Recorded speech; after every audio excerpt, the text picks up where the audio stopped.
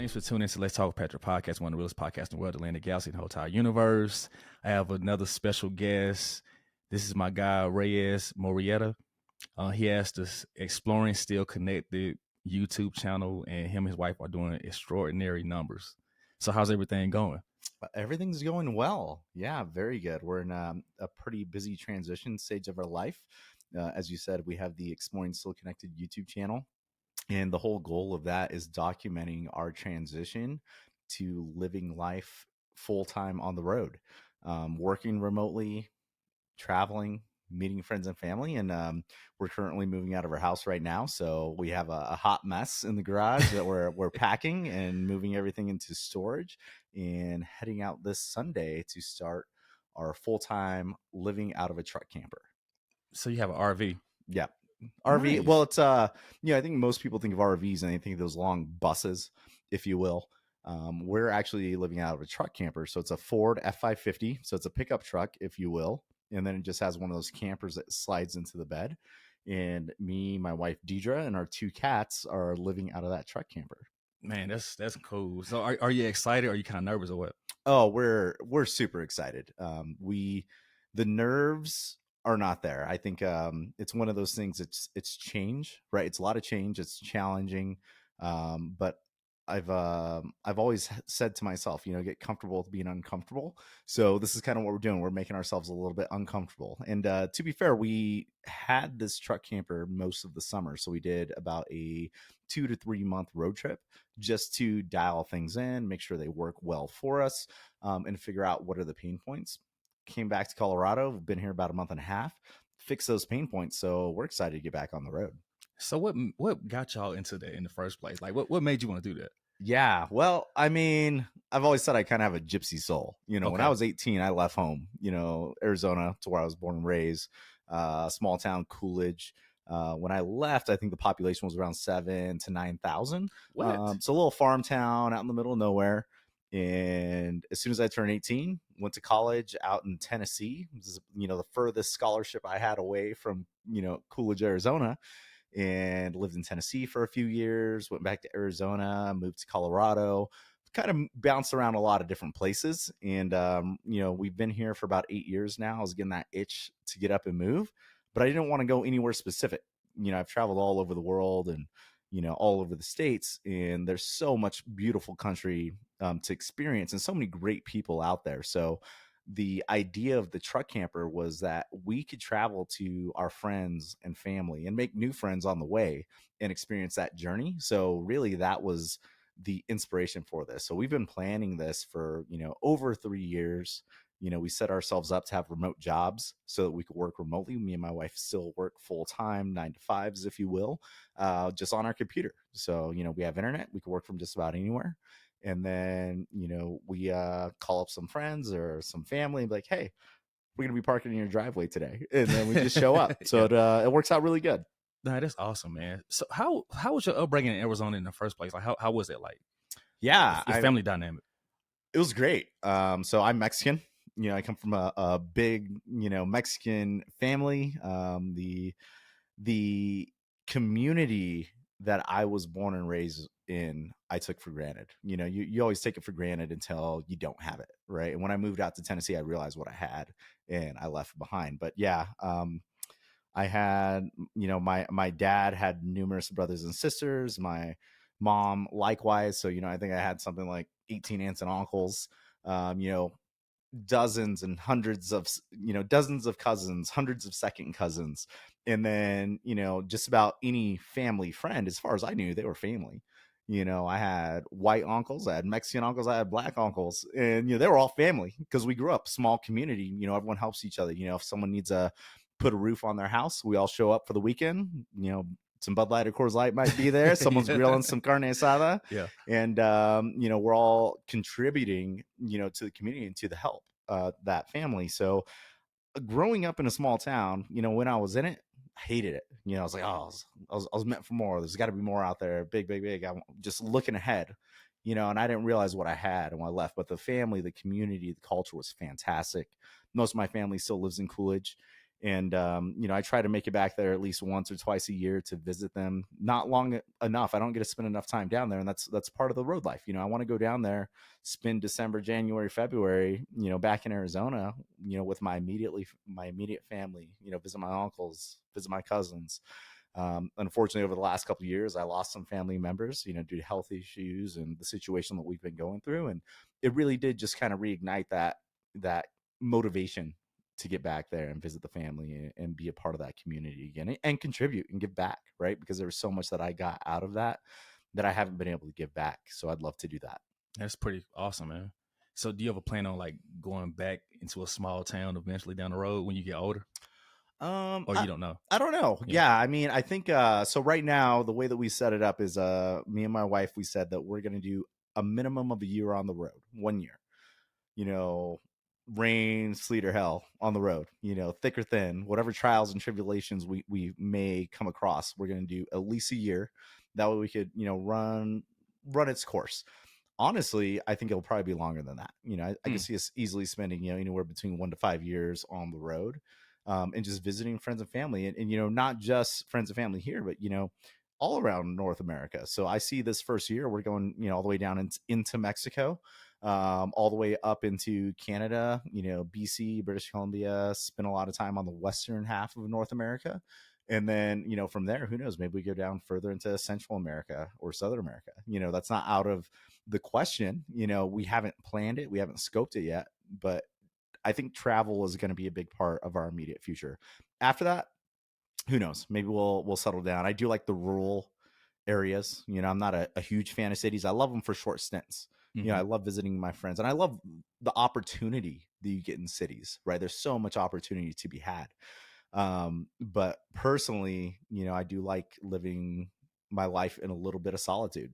I like having out there time to myself where I could think and do my own things and set my own path and go from there. And I think in a city, it's very easy to be influenced, if you are, want to be easily influenced. But even if not, it's kind of like you are who you surround yourself with. And when you surround yourself with people that also live in the city, now your normal routine becomes going out to dinner, going out to shows, the events, ball games, whatever. There's so much to do in the cities, and all that stuff's cool and it's great in moderation. I think, I have a lot of goals and aspirations set where those things right now, they're a little bit of a distraction for me. Right. I can see that because even me, like, living in the city and then moving out here, it's such a big difference. I can really think and process things a lot better because in the city I'm distracted. I can't really pay attention to anything that's going on. You know what I Yep. mean? So I feel like mentally that's something that's very important. Yeah. Yeah. I think, and you can find it, right? You could find the place and the time to think and develop and grow and learn and constantly improve yourself, which I strive to do all the time. But you have to be disciplined, right? You need to have that discipline to maybe go to the library, spend your Friday night at the gym instead of going out to the ball game with your boys. Those kind of things really develop on yourself. And I think you have that discipline. I think it's very obvious. Look, you're a fit gentleman. I'm trying. You walk into a room and it's like, I could say one thing: that's gentleman's got discipline. Because you're not going to get that kind of physique if you don't have that discipline to show up every day. You're not going to get that physique if you don't have the discipline to eat healthy and eat clean. So I mean, that is a testament to yourself. So I think you'd be fine just about anywhere. And I think that's one of the things that I am doubling down on myself. As we're on the road, we lose a few things. Like, there's some sacrifices. One of those, the most obvious that people always talk about, is community. Right now that we're on the road, oh, where's your sense of community, your neighborhood, your friends and family that are going to be around here?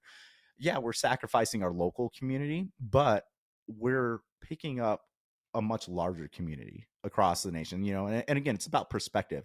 What's our perspective? And I have friends, in just about every state. I have family, all over the place. So anywhere we're going to be able to be with friends or family, or make new friends. There's a lot of great people out in the world that we've met on the road that are just, you know they reignite my faith in mankind, because you meet some of the nicest strangers in the world. And yeah, don't get me wrong, there's the other side of the spectrum out there too.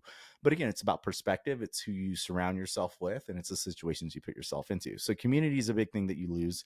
But then the sense of routine, Like I used to have a home gym. I'd work out every morning. That's what got me through COVID. 2020, wake up every morning, hit the gym.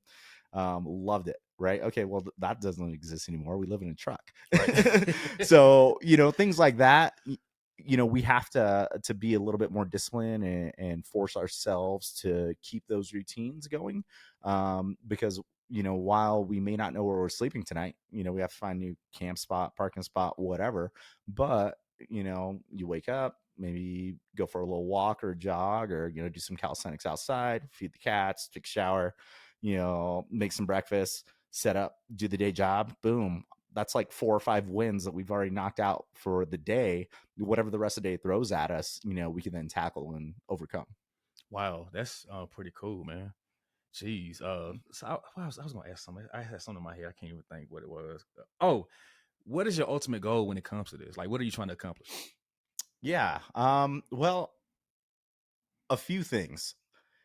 And I think one I kind of hinted at, really getting back to friends and family that I've neglected. And I don't have a lot of friends, but the friends I have really matter, right? And they're the kind of people that maybe I haven't talked to in 5 years or 6 years. But you know what? If I call them today and I need some help, they'll be there, right? And I want to get back to those guys, get back in touch and be there for their life as well. They all have kids, they're growing. I want to be a part of that.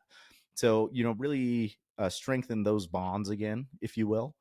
Same thing with family. I have a lot of nephews and nieces. Watching them grow up. I'm missing out on those chances and opportunities. So that's a big part of it.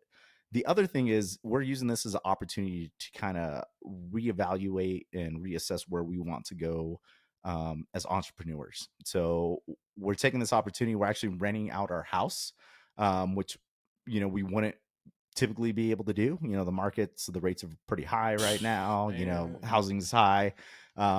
By buying a truck camper, moving into that full time, we're able to rent out our house, and get a little bit of cash flow, start real estate investments. And now we're thinking about, other businesses. So, really push our side hustles as well as our day jobs, right? Like I said, we have a 9 to 5.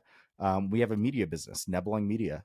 So I do a lot of drone work. So I've flown for Red Bull. I've worked with Score International, shooting for the Baja 500 down in Mexico. I've done some work for different off road brands out in the industry. I really focus around extreme sports or off road action sports, those kind of things.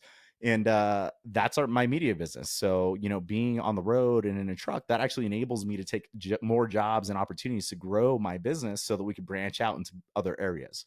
So that's a big thing we're looking at. And then we want to look at other real estate investments, so we could actually drive around, scope out properties, areas, and locations, so that when we do want to settle down, we could make a strategic decision on where we want to settle down and buy something that is not just going to be our home, but also an investment in our future.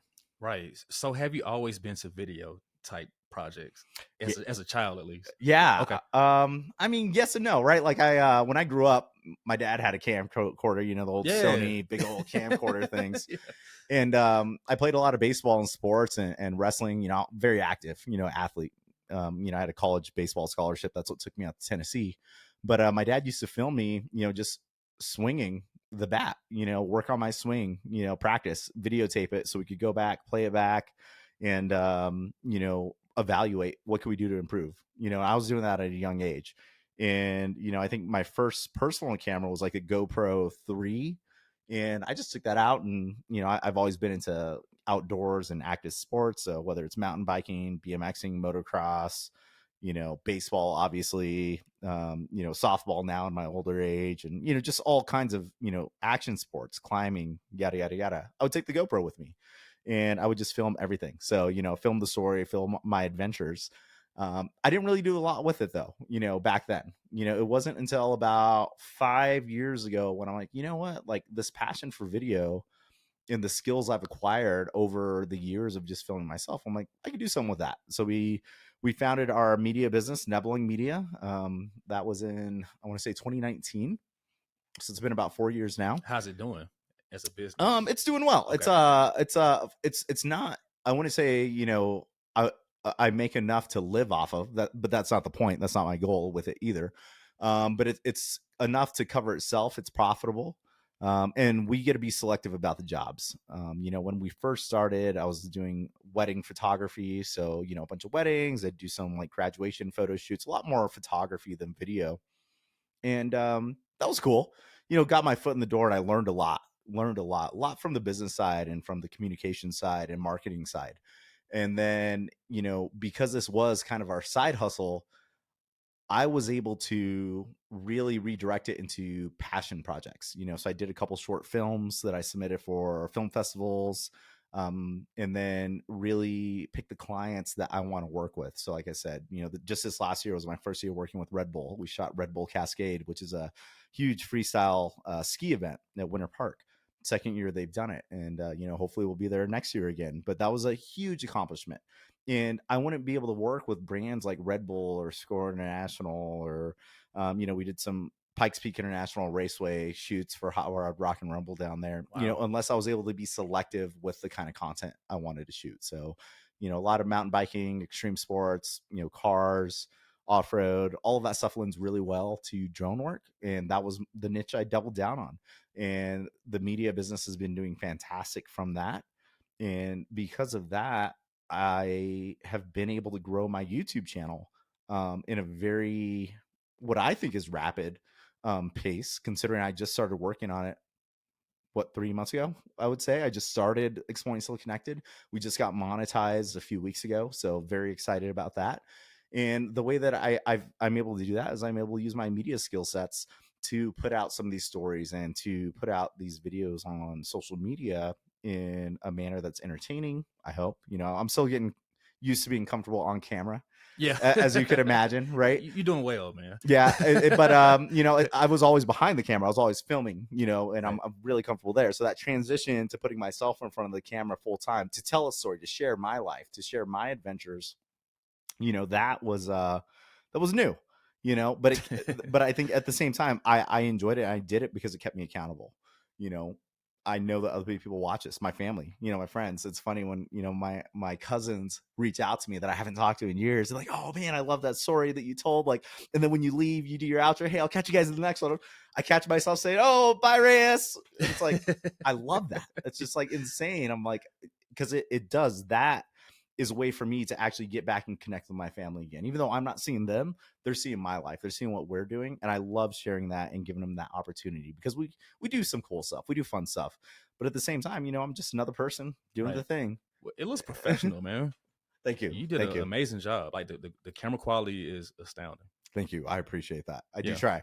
I do try. Sometimes too hard. I think the old adage, don't let perfect be the enemy of good, Right. as they say. I do the So same thing, man. but that was why I started YouTube, because I've been trying to post every week. And if I didn't set that deadline, I'd probably get a video out every 2 months, because I'd be working on it, editing it, over and over and over again.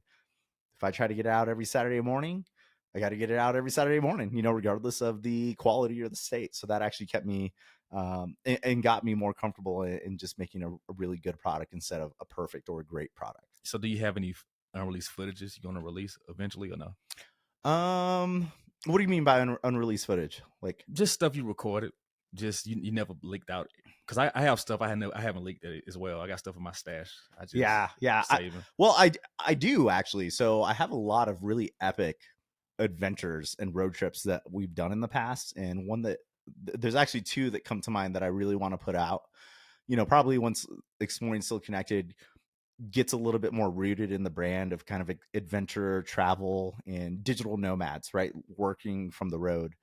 Once that gets settled in, I have a trip that we did in 2020, September 2020, so height of pandemic, where we did this epic road trip with a few of our friends down to Uray, Colorado.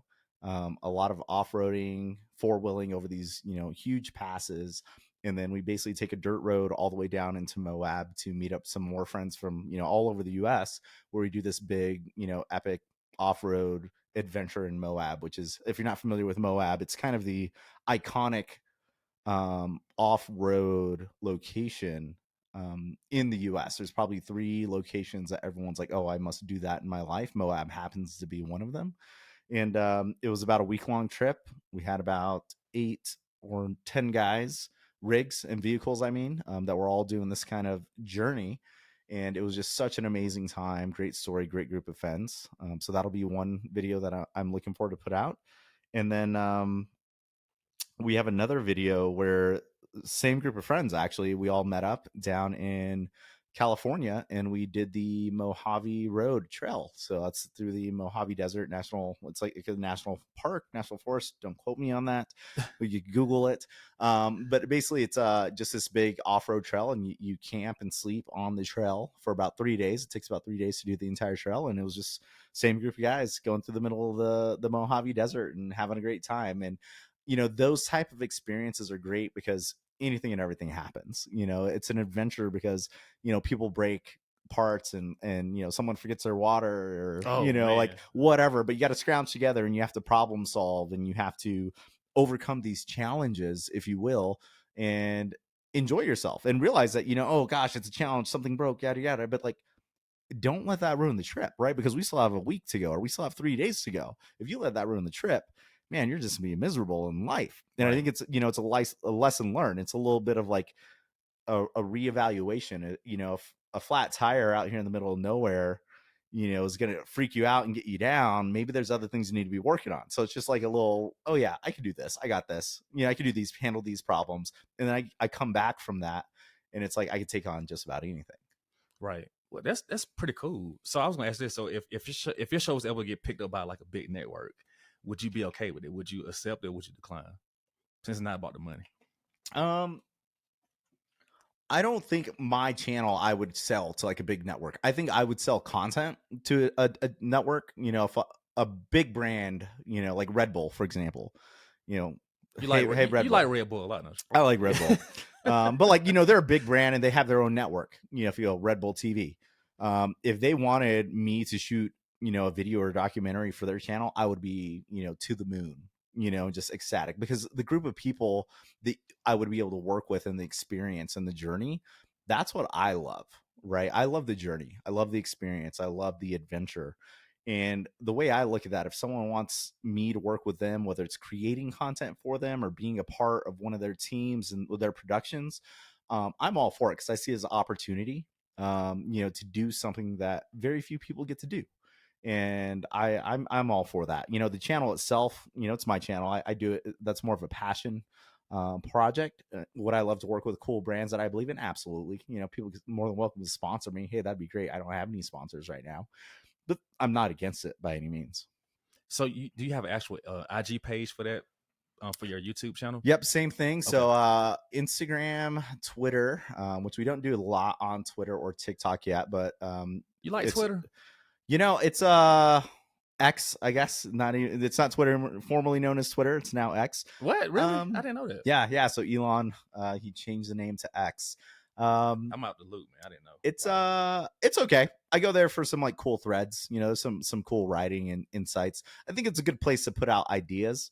We don't have a very big following there, but that's Reyes and D on Twitter. Everywhere else, Instagram, TikTok, and Instagram, Exploring Still Connected. You should be able to find us there. And we're mostly on Instagram and YouTube. I do need to figure out the TikTok algorithm. It's a little bit different. And I just haven't invested the time yet. We got a lot going on, in our life. So Right. we're kind of picking our battles, if you will. Once we get on the road a little bit and get more in a routine, if you will, I'll probably be doubling down on TikTok as well. Well, they have another one called, I think, Be Real or whatever. You ever heard of that before? Yeah, Be Real. I mean, I don't know much about it. there's a lot out there. There's a lot. I mean, even like the YouTube competitor, you got Rumble is another one, right? And I think there's oh gosh, Oogle. Someone's gonna laugh at me. I don't know. I've I seen don't know what it streamers on is. this as well. A bunch of my musician friends are on that. But there's so many different social media platforms, and I think for anyone, if you're gonna do something, pick a handful and double down on them. Just be excellent in those, and then once you get a footing, then you could branch out. I think that's kind of how I look at it. I could be completely wrong. Maybe you spread yourself across all platforms, but from my short experience, last 3 months of trying to figure out the social media algorithms, they're all different. They all want something slightly different. So you can't just repurpose the same video on multiple channels, if you will. You do need to make them specific for the platform. Okay. Interesting. Yeah, because the algorithm things kind of trick me. Yeah. I guess like certain words you got to use, right? Yeah. That sticks out. Well, I mean, for you, like I've actually seen a lot of like interviews, like podcast style on Twitter, and it's fantastic. So I would recommend, if you wanted to try it, I think Twitter would be a great place that you could upload your videos and interviews on, and just try to get a different audience, if you will, because that's it, right? Everyone has a slightly different audience. You got people that are just like hardcore TikTok users, Facebook users, Instagram users, whatever. Mhm. Depending on who is the target that you're going after, that's going to kind of depend on what platform you're going to use. Yeah. Huh. I'm gonna have to look into that because I have a Twitter account. Well, it's old. Yeah. I don't use it though. Yeah. It's just so boring to me. It doesn't make. Yeah. I don't know. Well, I think it could work well with the podcast, on that channel. Then you could write a little bit more of your insights and thoughts, long form conversation around that. Okay, that makes sense. I have to, I guess, make another Twitter account because I don't remember my old password. Yeah, because I made that Twitter account back in like 2000, I think like 2011 or something like that. Okay. It's been a while. Yeah. Yeah. But I barely use it. Just like a lot of videos I see. I'm like, ugh, so. But yeah, I'm gonna have to do that. I'm gonna definitely look into that for sure. Yeah. It's You should do a podcast, man, for real, one day. you think? Yeah, I think you should. Well, it's funny you say that. Somebody said the same thing, huh? Well, so I kind of have a podcast. What really? But it's not public, so it's not public facing. So I actually just started a leadership podcast for my day job. So I work at a animal pharmaceutical company called Zoetis. I'm a bioinformatician there, so I do data science. That's how I work remotely. But as a part of that, I was about to ask about that, but go ahead. I'm constantly looking at self development and then professional development, and also just development of my colleagues and my peers. And one of the things I'm fascinated with, because as an entrepreneur running my own business, and then potentially leading my own teams in the organization, I'm fascinated by leadership. So I started a podcast about a month and a half ago. How many episodes? Called The Ascent. I have 6 episodes recorded. They're not published. We're kind of doing a batch publishing. So we're doing a season. So the idea is I'll have 10 episodes that will release in a season. And the first season is The Ascent, Journeys in Leadership. So I'm interviewing early and mid-career colleagues, and capturing their path through their career, and their experiences and their thoughts on what leadership is and what that means to them, and how it is to work in this current world of multiple work modalities, right? Like you work in person, I work fully remote, and there's people that are hybrid that go in between. Now, how do you build a team that is successful and motivated and driven in this world of multiple work modalities? Say I never see you, I see you every 6 months maybe. How are you going to motivate me to be excellent while I'm 3 states away or something? So there's a lot of interesting problems that we're facing in the workforce right now and going forward.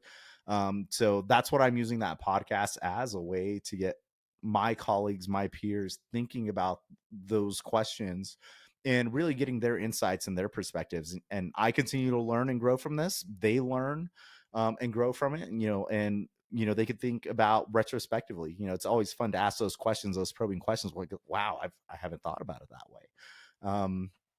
And ideally, I'd like to interview some like late career colleagues. We actually did interview someone that was just retiring. That was a fun little one-off interview, to get her experience. But yeah, that's it's been a lot of fun, and it's made me a better talker, right? Because now I have to ask those probing questions. Now I have to dive into the meat and potatoes of the conversation, if you will, and not just be at that high level superficial conversation. So it's been a lot of fun. That's private. No one here will ever probably see that. That's going to be within my organization, unfortunately. Okay. But I'm not against doing that kind of thing on my YouTube channel. So we actually just did a segment called Roadside Ramblings for the first time. We actually met up with another couple that happen to have the same truck camper that we have. It's a Kingstar truck camper. It's a company that we found, and we purchased a camper, based on the check boxes that they had for us, right? Just checked off all the boxes in our must-haves, and they've been a great company to work with. So we met up with another couple that were heading down to South America in their truck camper, and we met them in Washington. Did a little segment that I called Roadside Ramblings, which is kind of what I see turning into kind of a video podcast format. just meet up with some cool people on the road, whether they have truck campers or not, or if someone's letting us stay at their property, if you will, harvest host, those kind of things. Interview people, tell their stories, because I think we're doing cool stuff and fun stuff. Yeah, sure. But man, everybody I meet that I come across has a great story and amazing experiences and a perspective that I think a lot of people would learn from understanding of those other people's perspectives. So that's what that segment's going to be about, and I think it will be kind of a podcast ish type of interview. Yeah, but I'm looking forward to that. I want to see it, man, because I'm subscribed to your YouTube channel. I try to show support Yeah, as much as I absolutely. can. I appreciate You that. got some dope content for real. Thank you. I'm I really really proud of you, appreciate man. it. Like you came a long way. Yeah. So, and for those of you watching, I don't know. So me and Pat met in a very, different kind of way. Yeah, we did. Different worlds apart, but at the same time, I think that we had very similar values. And immediately when I met Pat, I could see he's someone that's going places, that has this drive and motivation that he's going to be successful, right? Like recognizes like, I feel like. Oh, you are too, man. You're on your way, man. And that's just it, regardless of where we are, what stage of our life, like we recognize that, I think, in each other, and very different backgrounds, very different histories, where we came from. But it's like we have the same goals. At the end of the day, we want to be successful, we want to be driven, we want to improve ourselves, Absolutely. have that kind of self-excellence. I think you've posted some Bruce Lee, posts out there. I'm like, oh man, it just strikes the heart, man Yeah, after my own heart over here. But that same kind of thing is, we're traveling around the road as I'm, have my day job, I have these side businesses, we're doing the media, you're doing the podcast. I think it's just, we're constantly challenging ourselves, and that's how I look at it. I'm learning skills, I'm acquiring a skill set, I'm applying it. I think that's a very important thing. It's great to acquire skills, but I think that at some point you need to apply them. And I think having a podcast, posting that, having a YouTube channel, in my case, having a media business, it keeps you accountable. Now you actually are out there in the world doing the thing that you have been training to do. Right. absolutely. Right. You can use the same analogy as a fighter, right? You get into the ring, you can spar, you can train, all your life, but until you have that first competitive match, you're not really a fighter, I would say. Right. You have to be there in the rings. And that's what BJJ, that's with boxing, that's with anything, any athlete, if you will. And whatever skills that you're trying to learn and grow, if you want to just learn coding, you need to make your first application and put it out there. If you want to be a singer, you need to get out there and get on stage at some point, right? Yeah. So Open mic. exactly. Yeah. So that's what I'm doing now. I'm at that stage of my life where I'm trying to apply all these skills that I've acquired over my lifetime. Continue to acquire more, right? I think that's the thing. Constantly improve, develop, polish. Mhm. You're constantly sharpening the knife, if you will, Yeah. and applying it as you go, right? And I think that's the thing that I love is, as I started this business, a media business, for example, it wasn't all perfect. There was a lot of hiccups and things that we had to overcome. And yeah, I could have just, sold the business off, or, close it down, shut it off. But no, you learn from those failures, those stumbling blocks, and then you go on to do the next step. Ideally, you're not going to have that same problem twice, because you learn from it, right? Something happens. Okay, great. Don't do that again. Yeah. Move on to the next thing. And then you just get better. It's that constant iteration. Well, I had an episode I did with my buddy Frank, the life coach. I had recorded him. It was like over an hour. Great conversation, man. It did not record the audio. Oh Yeah, no. yeah. I was sick, man, because I forgot to do the settings. So I said, look, man. I said, I'm sorry, Frank. Can you please come back again? So we end up coming. But he came back the next week. And honestly, that second interview we done was better than the first one. Yeah. It was way more like insightful. Yeah. It was deeper. He was emotional as well. So it was great to capture that moment. So speaking of that, have you ever felt any type of like discouragement, like as far as with what you do right now with your media business? Do you feel discouraged at times? Because sometimes I feel discouraged. I can't even lie. Yeah. Not really. Like discouragement, like I think that I feel frustrated at times, right? And it's not at the clients, it's not at, the job, the work. It's like I get frustrated with myself. Like, why didn't I do this better? Or, these mistakes. I'm hypercritical of myself, constantly questioning, my failures and reevaluating it and learning from them so they don't happen again. And I think that is, probably the biggest thing that I face, is that frustration when I make a mistake. I don't get discouraged though. If I fell, if I stumble, or if, someone is, actively trying to stop me or telling me I can't do something, like that feeds me. That is motivation for me. I can overcome that. That's how I look at it. Oh, you tell me I can't do this, watch. I have that kind of perspective. I've always been hungry. I've always been very competitive, very driven. I can see that. And I came I came from a small farm town, when population, very small. My graduating class was like 73 and a half. Mm. One of the young ladies happened to be pregnant, so we always joked, it was like a half on board. um but like super small. And I would say 90% of my colleagues, my high school graduating class never left that town. Really? Right. So there's a very small percentage that actually left, but those that did went on to do great things and continue to do. I think I'm striving to do just the same. But it's people telling me, oh, you can't do that, why would you go to college? I was the first one to get an undergraduate degree in my family. Right. I thought my brother was, but come to find out he was one class short. He went back and got it, but it was like 10 years later. So I was the first one. Yeah, kudos to him. But there was all these things that people said I couldn't do it. I think a lot of the things I've done in my life was probably in spite of people that told me I couldn't do it. That's not healthy by any means. I don't recommend that. Depends but what it is. It's what I've done, Right. right? And I channel it. Any of that anger, that frustration, I channel it to success. Because I think, even if someone frustrates me or is tells me I can't do something or makes me angry or whatever, like I'm not gonna seek vengeance in any way. I don't. That's not me. But I will. What I will do is I will be highly successful. To the point where I think the biggest best form of vengeance, if you will, is just being successful and having people watch you be successful. I don't think about it that often or in that way, but I channel any of those difficult times in my life, and I really just try to turn it into something positive. And usually it's a motivating force. Yeah, I'm the same way pretty much with that, to be honest. Like anybody done me wrong, women, whoever, I'm like, look, I'm gonna kill you with success. Yeah. That's how I look at it. Yeah. You're gonna be sorry. Yeah. Yeah. Right. Right. You channel that, right? Yeah. I mean, I think it's a thing. And again, it's not for everybody.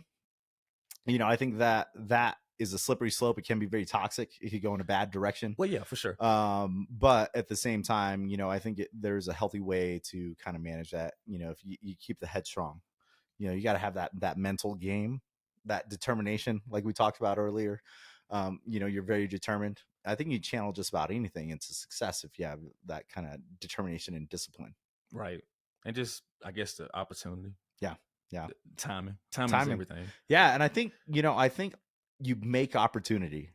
The more you work, the more you put in the time, the more you put in the effort, people see that, right? Like we don't see it. You don't see it when you're in the moment. When you're in the thick of it, it's hard to see what's going on around you, but other people see it. A lot of people, might be the haters that are like, oh, you stop. Why are you putting in all that work? Yada, yada, yada. Like, those aren't the people that are looking. Those aren't the people that are going to help you. But there are going to be people that will see you put in the time, put in the work, really strengthening yourself, and opportunities manifest when you put in the work, because people do see that. People, oh, I got a friend, I know a guy that knows a guy, type thing. People start talking. And I think that's how I look at opportunities. Opportunities are made. A lot of people have told me, oh, you're so lucky, you're so fortunate, that you were able to, do these things, yada, yada, yada. I'm like, yeah, I believe I was extremely fortunate, to have the family and the support that would allow me to be where I'm at. But you work hard, man. I work hard, right? I work for this. I made those opportunities. And then I took advantage of them, right? There's a lot of opportunities that people just let slip by, that they're not willing to change or take advantage of. And I've done it. I think that's the thing that I've done well. And I try to do, and I always am looking out for, are those opportunities, and I evaluate them. Now I've taken enough of them, and I've had some opportunities that were just like, oh gosh, I shouldn't have done that one, right? Or it's just like, wow, I wasted 3 years of my life doing that. Yeah. But at the same time, now I have a better idea what to look out for in opportunities. But I think just take the opportunities. There was a time, and I'm barely getting out of this where I said yes to everything.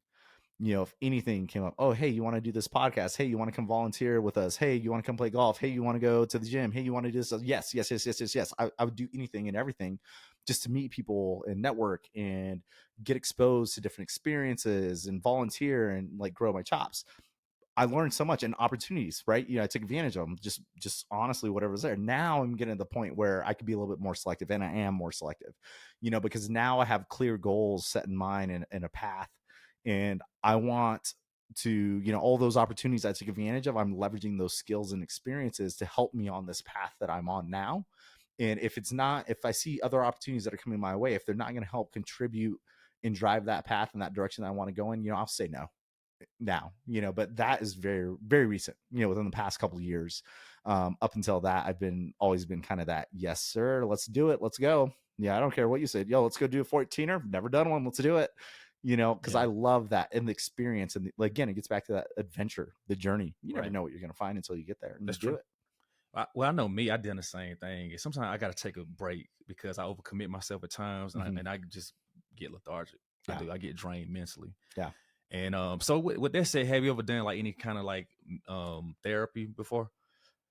No, No, surprisingly. really. Okay, interesting. I'm a firm believer in therapy Mhm. and mental health.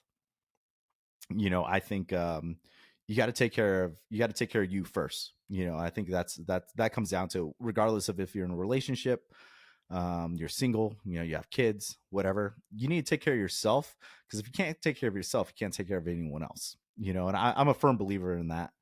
And I haven't done therapy myself. There's definitely times, I had a bout of depression when I was younger. And I kind of just worked through it, in a non-healthy way. There's a lot of alcohol involved, but fortunately, I had friends around me that were true friends that helped me dig out of that hole, right? And I recognize that as something that could have went a lot worse than it actually did. But I was raised in that kind of school of hard knocks. It was kind of, you're a man, you kind of deal with it yourself. A lot of, I say I enjoy living in solitude earlier, right? That's kind of how I dealt with my own issues. I'd go off on my own. I'd deal with it. I confront it. If something was wrong, I would attack it. And that, if it was mentally, if it was emotional pain or something, what can I do? I'd go to the gym, get the endorphin high from working out 2 to 3 hours a day. I would confront my own issues in that way, and I would just deal with them. Is that healthy? Is that the smartest way to do it? Probably not, but that's what I did, and It helps though. it absolutely, absolutely helps. And, honestly, I look at it in a lot of ways like things just have to be done, right? I have these goals, these plans, and I always have. Maybe I was aimless at times, but I was still doing things that I was focused on, hyper focused on, and those still had to be done regardless of my headspace. I still had to show up. I still had to go to work regardless of how I felt. Right. I still had to go to school. I still had to put in the grades. Still had to put in the time. Bills gotta get paid. Bills got to get paid. So like things had to be done. I just didn't stop. And I figured like, well, if I got to do it anyways, regardless of how I feel, I might as well, kind of just manage that, the headspace on my own in my own time, still do the things. And then, I just, work out of any of those issues. And I've gotten to the point where things just don't bother me. When I was young, I was very confident in myself. As an athlete, you know how it is. When you're at the peak of your fitness, capabilities, and I've let myself go. I'm trying to get back into shape personally. I'm not where I want to You be. still got a little tone. Yeah, it's a little tone, but I'm not where I want to be. Right. Right. I have this standard that is unrealistic standard, right? As a, collegiate athlete, type of thing. When you're physically fit, you have this confidence and belief in yourself that you can do just about anything. That is very Right. true. Yeah. And when I was young, I was confident. I had that confidence. I could do anything. I worked at Abercrombie and Fitch, for Christ's sake. I was like one of those front model guys. And I was like, get out of here. Right. But I was just so confident in myself. I was like, no doubt. So I had this belief, one of my friends actually describes it probably 3 months ago, and I've never heard it described this way. He's like, you have an unrealistic belief in yourself that you could do anything. I'm like, Damn. that's not wrong. I 100% believe I can do anything. Nothing, no reason should I not be able to. And that is something that I've developed over the course of my life. It started being in exceptional shape, that built this confidence in myself to do things, right? But then I did things, and you start building these successes, and then you start having this path and history of success. Yeah, I have a lot of failures behind me, right? You don't have success without failure, but I learned from all of those failures so that they don't happen again. And then you just start accumulating, steamrolling more successes in your life. And that just builds on that belief of what I could do. So, as I've grown and matured, yeah, things happen, things hit me. It doesn't knock me down long, because I know I could handle this. I could take care of this. I could confront this. I could, do that. Okay, I was rejected. Great, yeah, fantastic. You're gonna get a lot of no's before you get that yes. That's business. That's life. And though being able to deal with that, not letting other people rule my decisions and my emotions, but I control my emotions. That's how I live now, right? I don't let people control my emotions. I control them. And that has been hard earned, over the, 39 years of my life, if you will. And that is why I think, mental health for me is, not, it's something, again, I firmly believe in, but, it's easier now than ever for me to take care of my own mental health. I mean, this kind of like a mental, well, not mental, but like a therapy session in a Yeah. way, Yeah. because we talking about it. I look at this as, I don't know if you did this when you were younger. So me, I have my cousin. He was like my brother, Fernando Fernie Duran. He's a military, so he's overseas right now. Thank you for serving, Fernie. Salute. We used to hang out. He was like my brother, my best friend, my cousin. We grew up boxing. We'd be boxing each other in the backyard. Put on the gloves. He was bigger than me, fitter. He was like a year older. He would beat me up. I remember the first time I knocked him out. Oh, Ooh, it was fantastic. damn. But it is. But we fought. We grew up. Very tight. Kind of like brothers. As brothers do, you fight every now and then. Absolutely. Yeah. And one of the things we used to do all the time as kids is we'd lay out after playing, running, fighting, working out, whatever. We just hang out front yard, lay on the back of the truck, stare up at the stars, and we literally just talk about like philosophy. We didn't know what we were doing at the time, but we were literally just talking about philosophy. Why are we here? What are we doing? What are our goals? What's out there? What's bigger? What's more for us? And he left. How old were you at that time? So I was probably at this time, I'd say I was probably 15 to 17, in that range, because he left. So when I was 17, he left and joined the army, or sorry, left and joined the Air Force. So he's been in the military, ever since he was 18. He left, Coolidge, as soon as he could as well, and has not been back, and doing well for himself. But I think having those conversations as a kid, and thinking, really just questioning and having thoughts, and that philosophical discussion with a peer that you can bounce it off of. Yeah, is it kind of like therapy? Absolutely. Is it a lot of philosophy? 100%. Yeah. And I think that's one of the things that I don't get enough of, and I love having conversations where we can just throw ideas. We don't have to have the same perspective. No. We don't need to have the same viewpoint. I love playing devil's advocate, because I really, really want to see how passionate you are about your stance. And if you're not that passionate, well, that's unfortunate. But if you have a point, and if you can change my mind where I am enlightened from your knowledge, man, that's the best feeling in the world. I'm wrong. Absolutely. That's great. I can admit that I'm wrong, and you enlighten me, and I grow from that. That's very powerful. I love having those kind of conversations. Yeah. I mean, you was very insightful at a young age. That's pretty dope, man.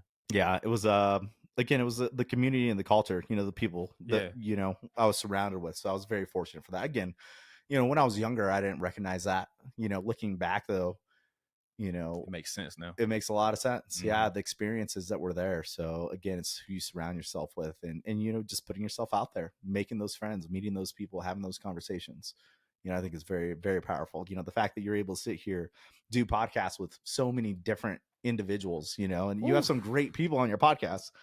I bet your perspective on life has probably changed quite a bit in the past year. Oh man, it makes me very appreciative with life. You know what I mean? Like, even though my life is not perfect, I'm still grinding right now. Yeah. I got my own situation. As you should. I feel like you're always on that grind. I'm always, man. Always. Life is a grind itself. I've been grinding for many years, just in different avenues. Absolutely. From music to boxing to whatever. You know what life I mean? is not meant to be easy. If anyone thinks life is meant to be easy, I'm sorry. You're in for a rude awakening. Yes. You have to work at life. You have to grind. I feel like the way I look at life, and I think you do too, is you have to temper yourself. Life is going to be, the hammer you're the piece of metal that's getting molded, and life is the hammer that is tempering you so that you can be strong enough and then sharp enough that you could excel in life later, right? You have to go through that tempering process though. Yeah. And honestly, that tempering never really ends. No, it doesn't. No, it doesn't. I actually have some guests real soon. It's gonna be pretty interesting. Well, it's a woman I met. She had a situation with let me see. She had colon cancer. She want to talk about that. How serious that really is because Yeah. she went through a lot. She has Yeah. like one of those bags. I forgot Yeah. the name of what's the name of the bag?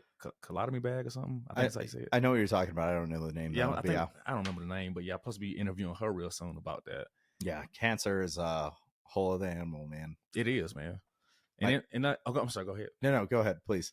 No, you good. It's I about was you, gonna man. say my sister, she volunteers and she does fight for the cure. She's been doing that for decades. We've had a lot of friends and family that have fought the battle with cancer.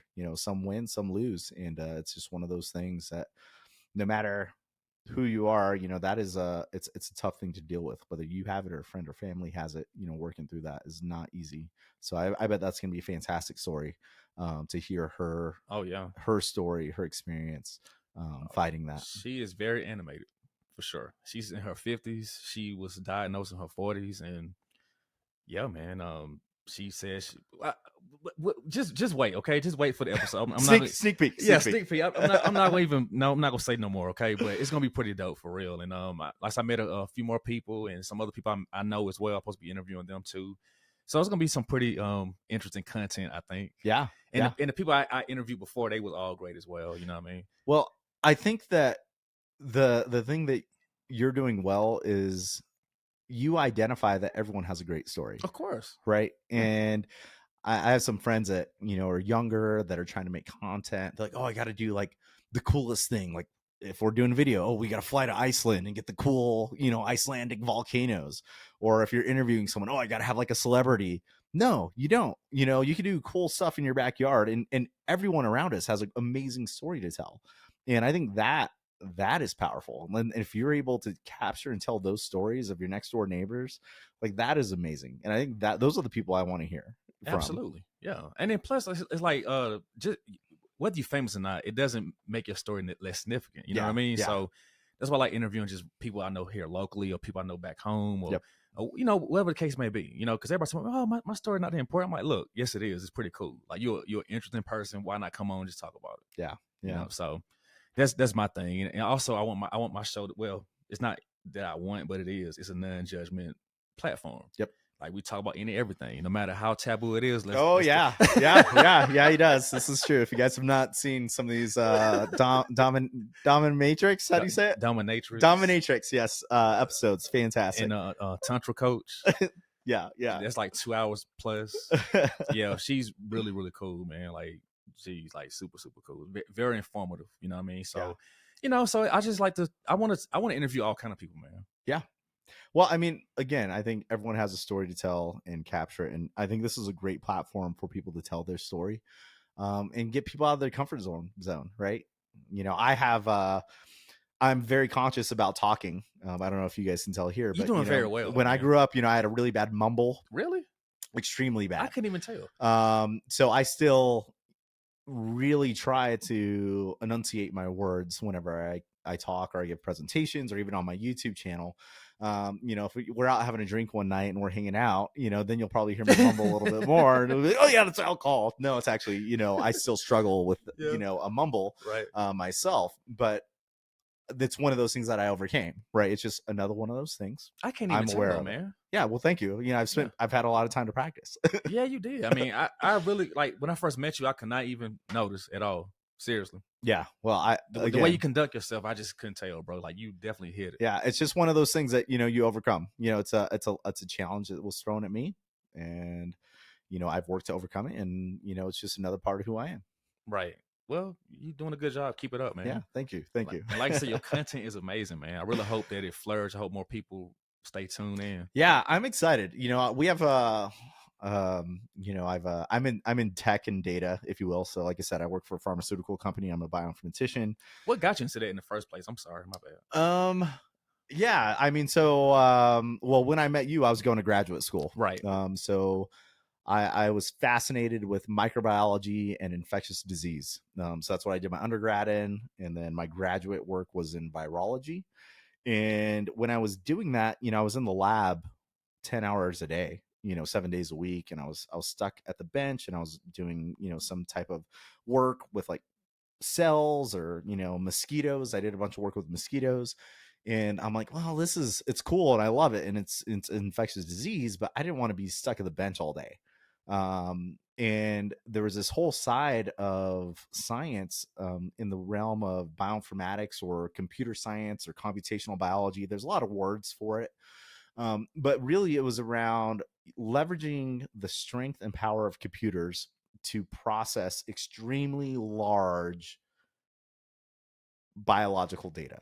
And that is in essence the film of bioinformatics. So during my graduate work, about 10 to 20% of my time I redirected, again strategically redirected, into learning the skill of bioinformatics. So I became more computer savvy. I learned how to code.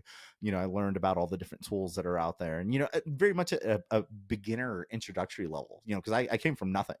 And I was working on a Linux computer, for Oh those of yeah. you that aren't familiar. So like most of our computers are running on a Windows operating system, or you're a Macintosh if you're on a Mac operating system. So Linux is like even before that, so it's like very base. You're typing in lines of commands to do actions.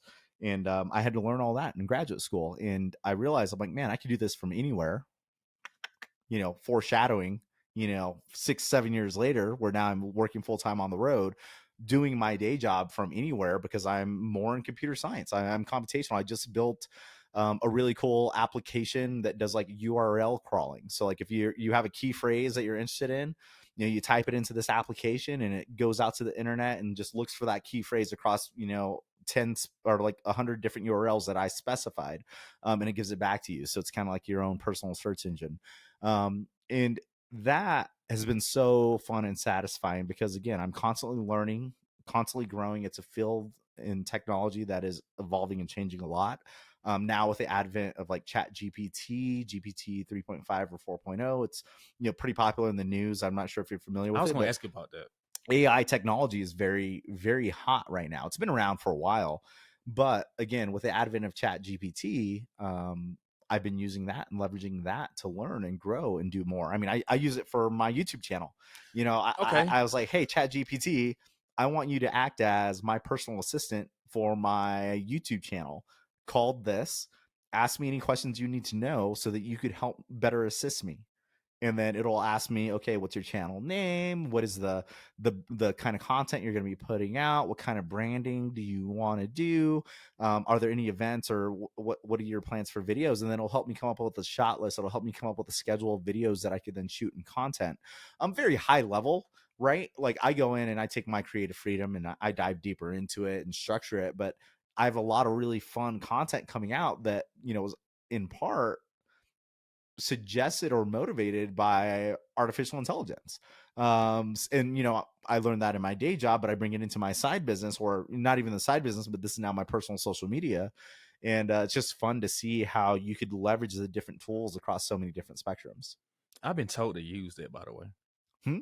I have been told to use that. Oh, Well, I was absolutely. mentioning, I got to make an account and then just try and see what Yeah, works. do it. Well, I mean, so right now for those of you watching or listening, you can't see this, but the software that we're using right now is Riverside, not sponsored. They should sponsor this guy, though. He's fantastic. I appreciate that. They have an option when we're done recording. If we had two cameras set up, it would go in, use its own AI, and it would do automatic jump cuts between video cameras for you.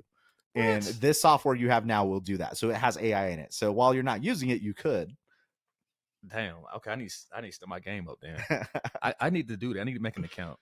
Yeah. So speaking of all this technology stuff, what do you think about AI in general, as far as like how they recreate voices, like Frank Sinatra and people Oh, like that? well, so one, fascinating, right? So you could create. There's a really good AI app out right now. I forget what it's called. We're using it where I was I was giving a presentation in English, and it was translating my voice to Mandarin, and it would do kind of a lip sync, if you will, in my voice, in my tone. Interesting. and it would kind of change your lip motion so it would better match the language. But right now, you use AI to translate this conversation in on the video itself, so that we could be doing this in Spanish right now. We could be doing this in Portuguese and Mandarin. You pick a language and you get a whole new audience. Dang. I think the opportunities are amazing with what we can do with AI. That said, there's so many things it can be misused for as well. So it Oh goes yeah. both ways, right? Right. So that said, it's here. It's not going anywhere. I think a lot of people are more freaked out that it's going to be robots taking over the world in the next like year. Like we're pretty far away from that still. Eventually, absolutely, I think AI could get to a point where we don't have to do the normal blue collar jobs anymore, the 9 to 5s.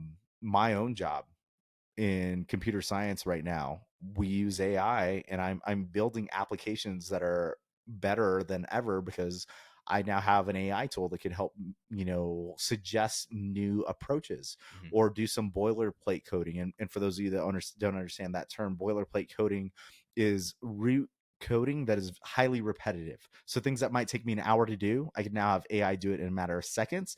And it's not like very complex, but just tedious.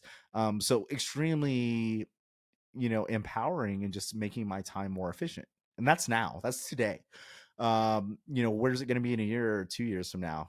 Gosh, I don't know. We see so many apps out right now that are leveraging AI, whether it's for video or audio or code or prompts or, business, marketing, stock market, so many different areas it could be used. But it's been used for a while. I think it's just becoming more mainstream. Yeah, for sure. um but yeah, I think there's a lot of opportunity, but there's a lot of things that it could be misused for as well. So I think there does need to be some oversight there, in some way. I think we do need to be aware of it. Ethical use of AI, ethics. I don't think a lot of people think or talk about ethics often, but like, what is the ethical use of artificial intelligence? I think that conversation needs to become more normal. Oh yeah, absolutely. I agree. Yeah, I think like I think it's a great thing, but when it comes to like creativity, like music and art, Hmm. I think it's detrimental in some ways. Yeah, because you can recreate art. Hmm. You can recreate songs, music now, from scratch, feed in, say I want to create a song, with the voice of Jay-Z, but I want to have like the beats of, I don't know, Maroon 5, and like feed it some source material, and then next thing you know, it's outputting this hybrid that is like, oh my gosh, what is this?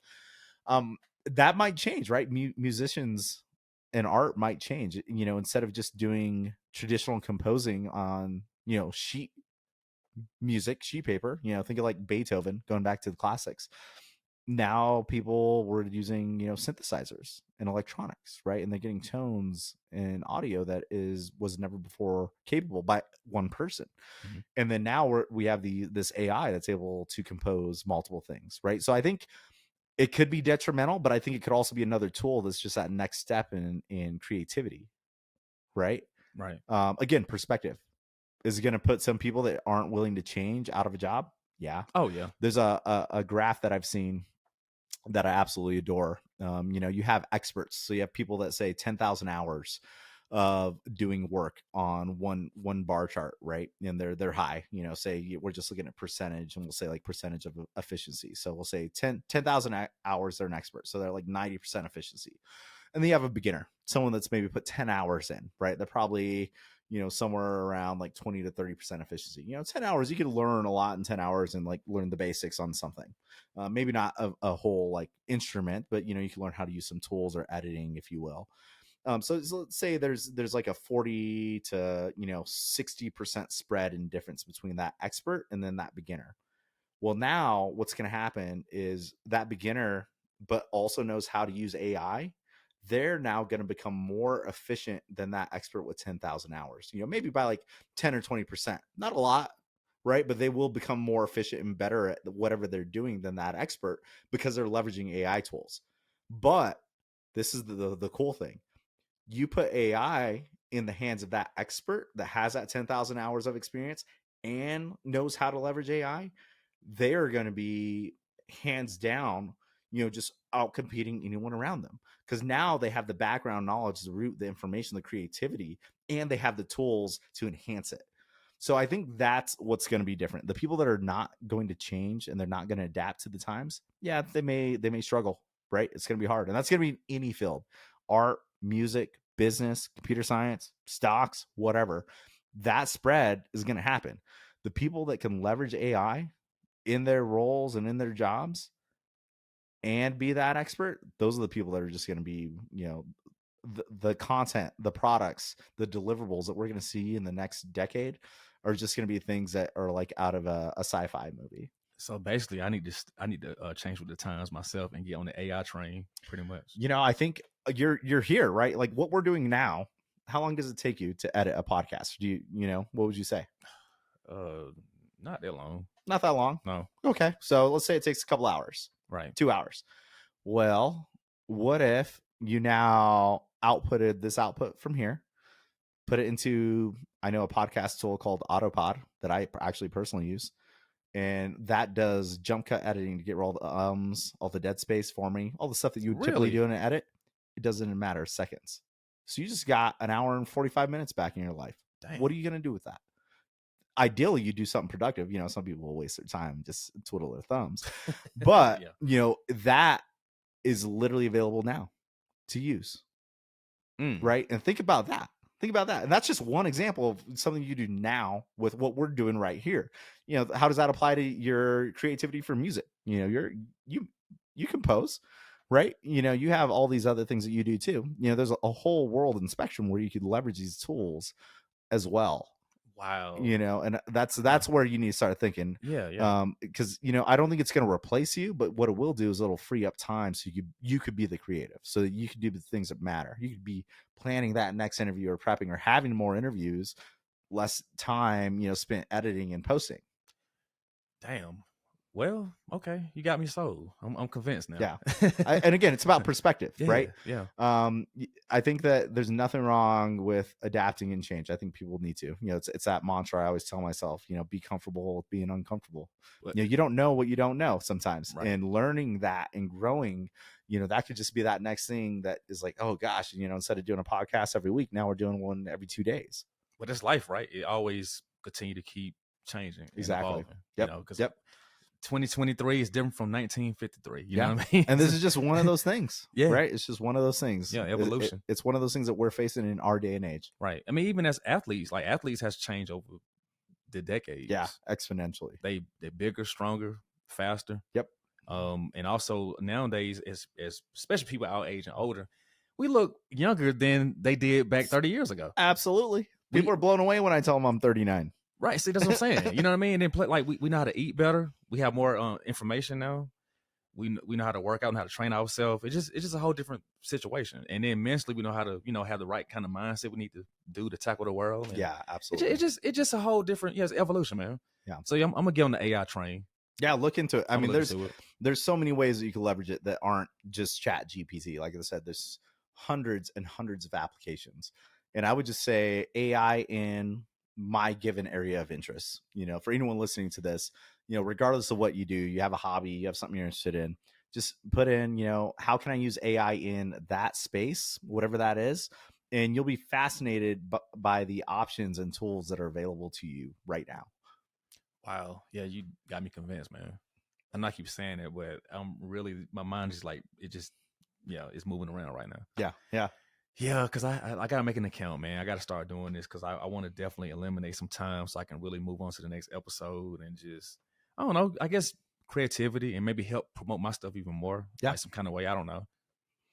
Yeah, I mean, it's tough, right? So starting out anything, and I'm a big proponent for AI. That was the conversation we just had right there, and leveraging it. And there's a lot of free tools out there that you can do. I think even Riverside now free that we're using. I think you can do that, cutting between cameras, right? I pay for it. But you would pay for it, right? But I think one of the things I look at too, from like a business perspective, I always look at how I can make money, and again, I think, before I start spending money.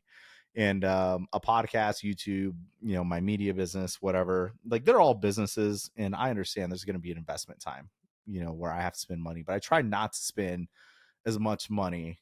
I don't want all the fanciest things or the bells and whistles. I mean, don't get me wrong, I want them, but I'm not going to get them. Right. It's nice. Yeah. It's nice. But until I become profitable, and I think podcasting is one of those great things that you can do, and sometimes your time is worth less when you're starting. You know what I mean? I mean, our time is extremely valuable. Don't get me wrong, but learning the skills, doing it traditionally, like that's not a bad thing. Once you start flowing and you get branding and you start getting really the community behind you, which I think you are, and you're at that point, then it's like, okay, now let's start expanding. Right. I don't think, anyone that wants to jump into a new hobby, whether it's podcast or whatever, like just go do it. Yeah, just do it. Borrow Yeah. some things. Podcasting specifically, use your phone. Man, you get great audio from your phone. Facts. And then you start looking into the tools, the mics, the lights, the whatever. Yeah. But that said, there's a ton of AI that's free that you can use now. Use that. You don't need the subscriptions yet. But I think that there's that fine balance, right? So it's a chat GPI. That's, you got to pay for that, right? Chat GPT, no, there's a free GPT. I'm there's sorry, a my free bad. version. Yeah, there is a that. free version. There's a paid version that you get a bunch of plugins and a bit more a better model, so it's a little bit more effective and efficient with complex questions. It's like $20 a month. I pay for it. I use it all the time, Right. every day. And like I said, I literally made it my own personal assistant. It's one of the things I did, which is wild. It's like, oh, hey, I'm supposed to put out a YouTube video this week. Can you remind me what that was? Oh yeah, today's date. And I tell it what today's date is, and it's like, okay, yeah, you had this video scheduled for this Saturday. Oh, great. Can you give me a shot list for that and a script? And then it'll give me talking points and a shot list, and then I'll go in, I'll modify it, and I'll edit, and I'll add my creativity to me. But like, it just takes off all this like basic things that I don't have to think about anymore. Right. Keep track of. It's like, man, I love it. Man, I feel so out of the loop, man, because like, back in the day, I used to always stay current with technology. Yeah. You know what I mean? Like what video game consoles, PC, motherboards, whatever the situation is. You know what I mean? But it's like now I kind of like, I don't really watch the news or read things as much like I want to, just because I just got so much going on. Yeah. No, and that's fair, right? I think sometimes you got to just stay down, keep your head to the ground, and push ahead. Right. And there's nothing wrong with that. I think that's a very healthy place to be. But yeah, I think having, and again, I think you are doing it well, because you're interviewing and you're talking to people that maybe do have that expertise. Now it's like, oh, I'm exposed to this. Let me write that down. I'll go check it out. I try to do that all the time. I surround myself with a lot of different people that do different things and different jobs and roles, and it's again, this is a recent thing that I've done. And by surrounding myself around people that have different careers or different paths, I'm able to get exposed to like 10 different career paths that I would never see staying in my own lane.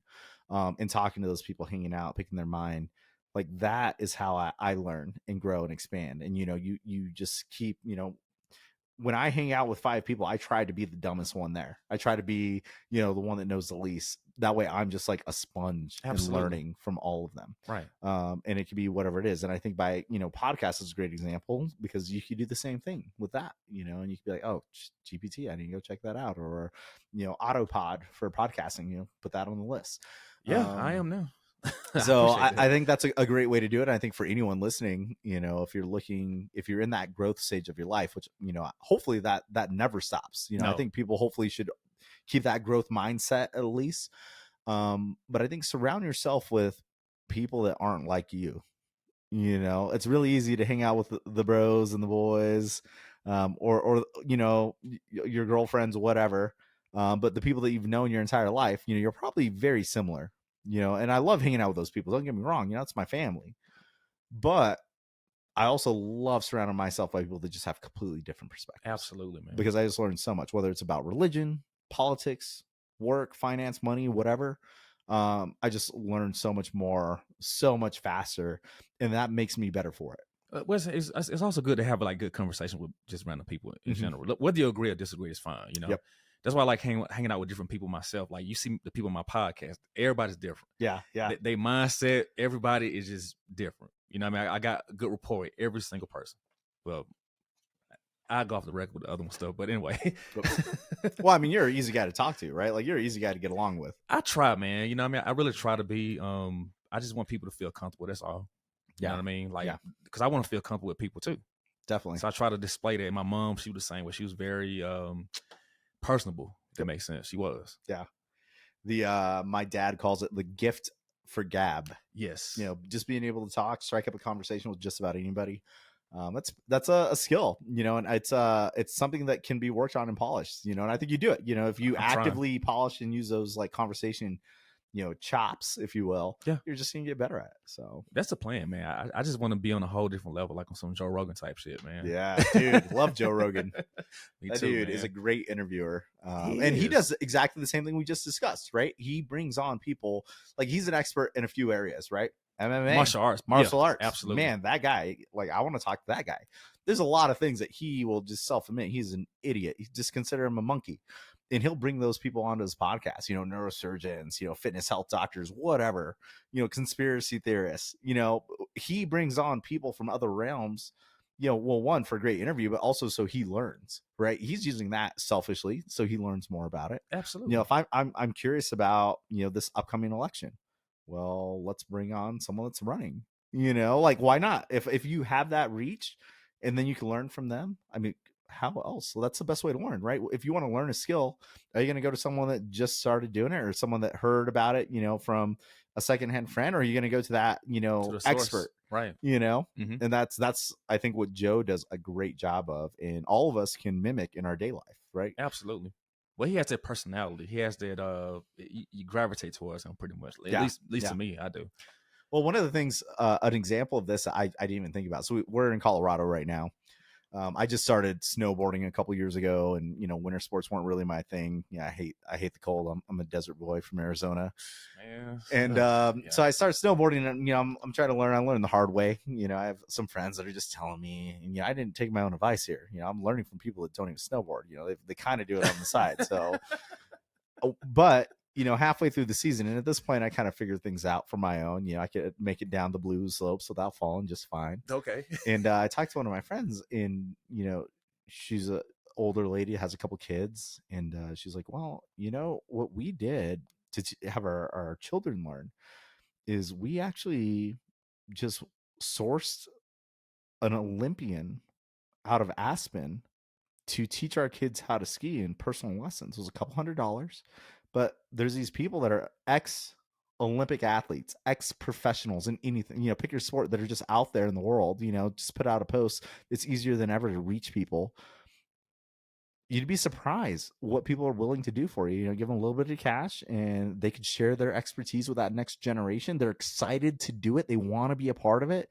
And you're literally learning from the arguably one of the best persons in the world that ever did that thing.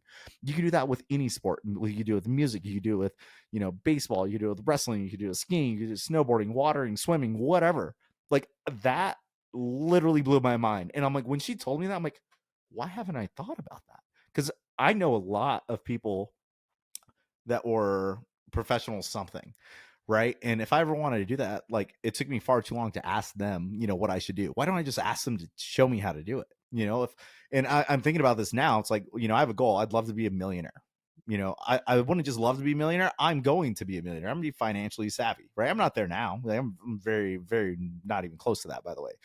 Don't get me wrong. But like, in my head, I could do that. Nothing's gonna stop me. So now I need to find a millionaire buddy or friend and make friends with them and tell me, how did you do that?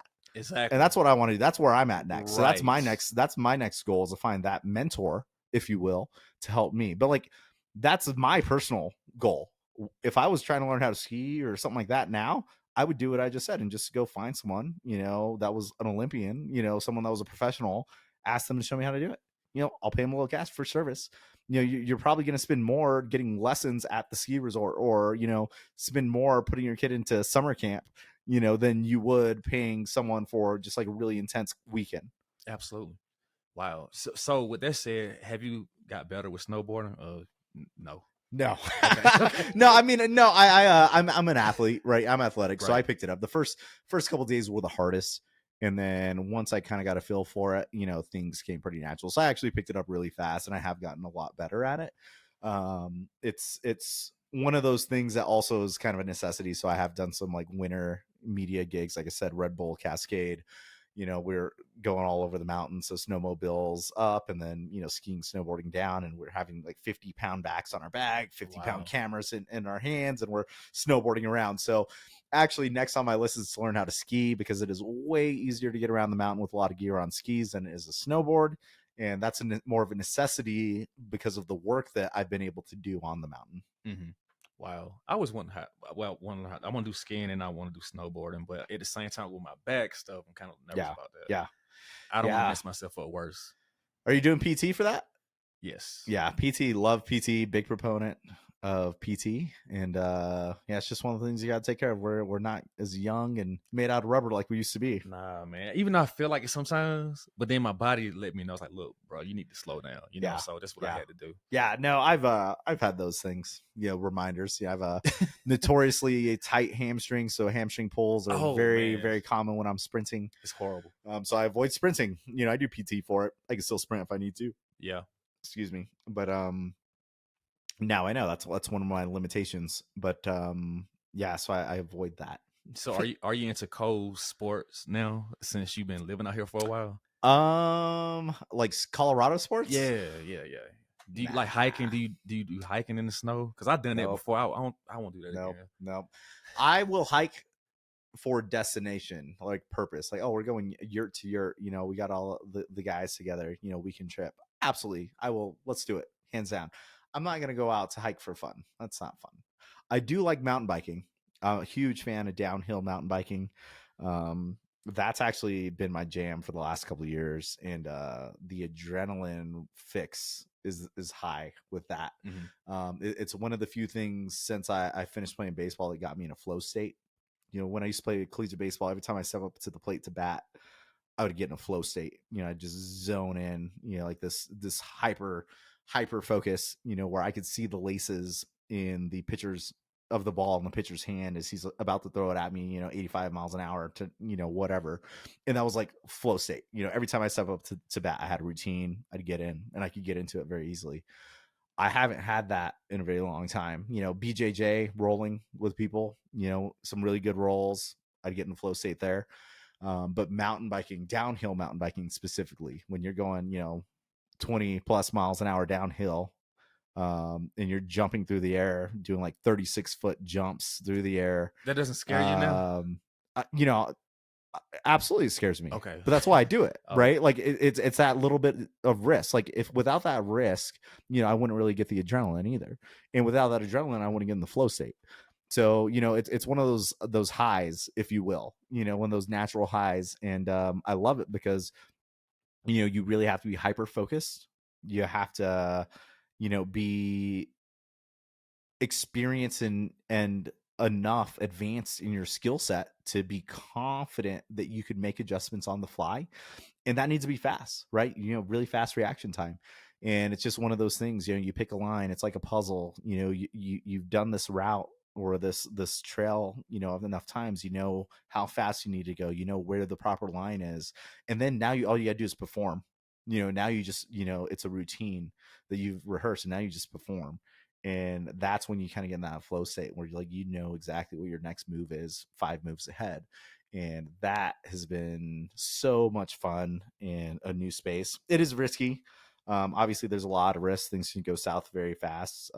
Deidre, my wife, unfortunately, she had a bad crash a year ago, actually, on my birthday. So this September a year ago, she was in the hospital for 3 days. She was in the surgical ICU. She had a really bad over the top handlebar crash, landed on her head, split her helmet apart in like 3 places. Jeez. Really jacked up her back. Broken ribs. They thought there was some like arterial damage. Fortunately, there was not. But she recovered. But it took her about 7 to 8 months to recover. And even now, she goes out mountain biking again. She's pacing herself, easing back into it. But like the head game's not there. She's doing right? okay overall? Yeah, she's back 100%. Her head game's not there yet, but she's got to build the confidence of it, and she's doing it slowly. And kudos to her for getting back on the bike. But I mean, there are risks associated with that, right? Can you imagine those 7 months? Good grief. Yeah. I was there, man. That was actually the first time, because I mean, I was always hurting myself as a kid. I was always doing the crazy things, jumping off, whatever. And I'm like, man, this is what my parents must have felt like when I saw my wife in the hospital. I'm staying with her, all 3 days. And I'm like, gosh, this is probably what my parents felt like when they Oh saw me in yeah, the hospital. you know it, man. Wow. Jeez, well, I'm glad she's doing better, Yeah, man. yeah, no, she's doing great and really good. And that was a good reality check for her because she's smart and athletic enough that she was picking it up really fast, like riding and jumping and all those things. But what she didn't have is she didn't have that experience with crashing and bailing, Mm, right? Like mm. that tumbling, the fall. And then she just advanced so fast that she kind of bypassed this safety type of feature and training and hard earned on my part. I grew up racing BMX and riding motocross, and I crashed a ton in my youth. Again, it gives me this very high confidence when I'm on a mountain bike now because of that past experience. She doesn't have that, so when she crashes, she does everything wrong. Damn. So Jeez. I tell her, like, before you get back on the bike, we do some downhill. We need maybe sign you up for a tumbling class or something. Yeah, that'd be wise. Jeez, man. Well, I hope she continue to, get better and build a confidence. Because I mean, that would make me nervous going forward. Yeah, yeah. No, getting back up, recovering from injury or anything like that, it's definitely a mental thing that you have to overcome, and that is easier said than done. Yeah. Most people, and I have some friends that work at like orthopedic center of the Rockies, or the surgery center, so I know a lot of these guys, and they see a lot of injuries come through literally daily. Most people stop riding, with that kind of injury. They'll just like, nope, no, not worth it. For her, like, she just had such a great high, and it was definitely worth it. And she's passionate about it. She's easing into it. She's not going to probably be going as big in the future, but it's still of value, and she wanted to get back on it, and she wanted to overcome that fear. Was she Which I think that's like kudos to her that right? she wanted to do that, because that says a lot about your character, right? Was she an athlete before? She played soccer in high school, Okay. but I wouldn't say she was like the biggest athlete Mm. in the world out there. Very active, she's athletic, but she's also very clumsy too, so Oh Lord. Wow. Oh jeez. Well, y'all make sure y'all be careful, man. Seriously. yeah, yeah. I mean, we have all the proper protective equipment, if you will. So helmets, shoulder guards, elbow, knee pads, chest protectors. I mean, and thank God she had a neck protector on as well, because that probably kept her from being quadriplegic, because that's what ultimately Ooh. broke her rib, was her helmet and chin going into the neck protector, which drove the neck protector right into her rib, which cracked it. But that's saved it so that her head didn't Oh man. hyperextend forward. Wow. Yeah. So did she have a concussion? Yeah, oh yeah, she was concussed, Oh jeez. broken ribs, bloody lips, Oh a bunch man. of scratches and scars.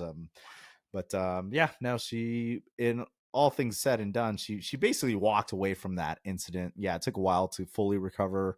Her back was really jacked up, so she did a bunch of PT for that. As you can imagine, it's like getting in a car accident but without a car. Right. So Does she have any disc issues in her back or no? no, No. no, Okay. not really. It was all like mostly muscular, and from those kind of injuries, like, Well, that it hurt was too. wild. Those knots are things that just don't go away. Like, if we work them out, we got one of those Theraguns, those massage guns, which I've never had before. Fantastic recovery tool, by the way. Now that we have one, I'm a huge believer in that. It feel good. Those types of tools, and I would like work out those knots in our upper back, nightly and they would come back the next day. It was just one of those things that, like, they wouldn't go away. And, like, again, it took 7 to 8 months Jeez.